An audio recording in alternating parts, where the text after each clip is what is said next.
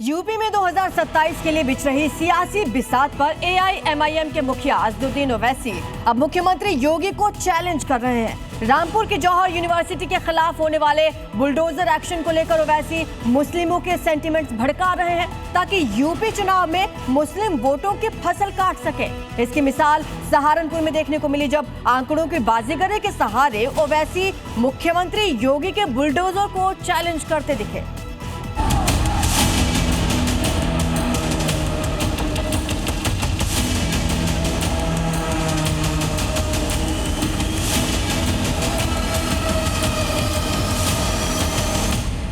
तुर्क की तुर्कई नहीं चलेगी। अब बाबा चलेगा, एमआईएम चलेगा उत्तर प्रदेश में। तुम जो आज जुल्म कर रहे हो, इंशाअल्लाह ताला तुम्हारी शिकस्त यकीनी है। कुछ लोग हैं जो अफवाह फैला करके माहौल खराब करना चाहते हैं। योगी के बुलडोजर का टैंक फुल हो चुका है। ऑपरेशन जौहर के लिए बुलडोजर कमर कस चुका है। अब जौहर यूनिवर्सिटी के 38 भवनों के पास महज 280 घंटे ही बचे। लेकिन जौहर यूनिवर्सिटी की ओर मुंह करके खड़े बुलडोजर के रास्ते में असदुद्दीन ओवैसी रोड़ा बनते दिख रहे हैं।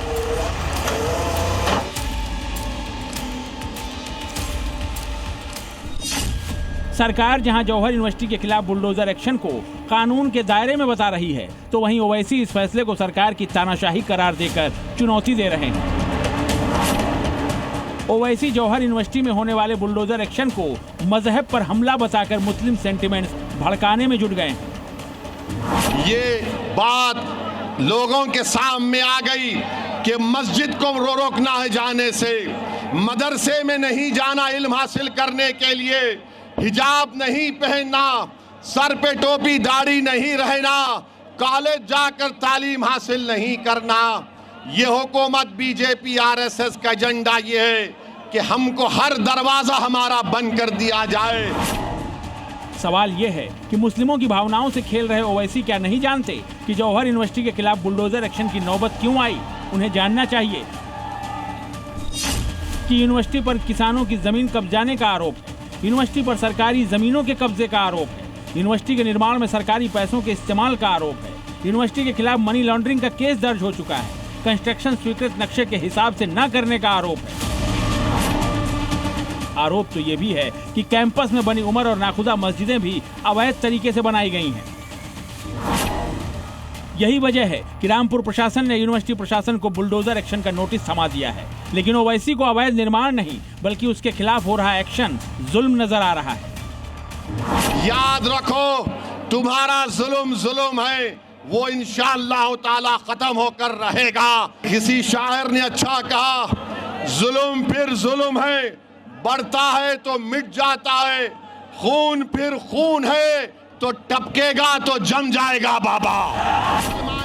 ओवैसी आंकड़ों के जरिए भी यूनिवर्सिटी में हुए अवैध निर्माण पर एक्शन को गलत ठहराने की कोशिश करते दिखे। उन्होंने कहा कि यूपी में मुस्लिम आबादी करीब 19 से 20% है, लेकिन ग्रेजुएट मुसलमानों की संख्या महज 3.5 से 3.7% है। राज्य में मुस्लिम समुदाय की साक्षरता दर लगभग 53 से 54% ही है। महिलाओं में तो ये दर और निराशाजनक है। मरकजी हुकूमत का डेटा है, सिर्फ 4% उत्तर प्रदेश के मुसलमान ग्रेजुएट होते हैं। 1834 यूनिवर्सिटी के टीचर हैं उत्तर प्रदेश में। कितने मुसलमान हैं? 55 मुसलमान हैं खाली यूनिवर्सिटी के टीचर। बताओ, ये जुल्म नहीं तो क्या है कि आज उन 3000 बच्चे जो रामपुर की जौहर यूनिवर्सिटी में पढ़ रहे हैं, आप उसको तोड़ना चाहते हैं। ओवैसी अवैध मस्जिदों, मजारों और दरगाहों के साथ साथ जौहर यूनिवर्सिटी पर होने वाले बुलडोजर एक्शन के जरिए 2027 की सियासी बिसात पर अपनी गोटी सेट करने में जुटे हैं। यूपी में कुल मतदाताओं में मुस्लिम समुदाय की हिस्सेदारी 19.5 से 20% के बीच है और ओवैसी इसी में सेंधमारी करना चाहते हैं। अब यूपी का मुस्लिम मतदाता उन्हें लेकर क्या सोचता है वो भी सुन लीजिए। मोहम्मद आजम खान की पूरी जिंदगी इसमें लगी हुई है, इसको इतनी आसानी से मिटने नहीं देंगे हम। मुस्लिम की जो ये है, जैसे कि यूनिवर्सिटी है वो तालीम है, उसको ही निशाना बनाया जा रहा है। ये सभी लोग देख रहे हैं, मैं नहीं देख रहा, ये आवाम है, आवाम को भी दिख रहा है। यूपी की सियासत में मुस्लिम वोट बैंक पिछले 3 चुनावों से समाजवादी पार्टी गठबंधन के पक्ष में लामबंद हो रहा है। अब 2027 की जंग में वो ओवैसी पर कितना भरोसा कर भी पाएगा या नहीं, ये देखने वाली बात होगी। ब्यूरो रिपोर्ट, जी मीडिया।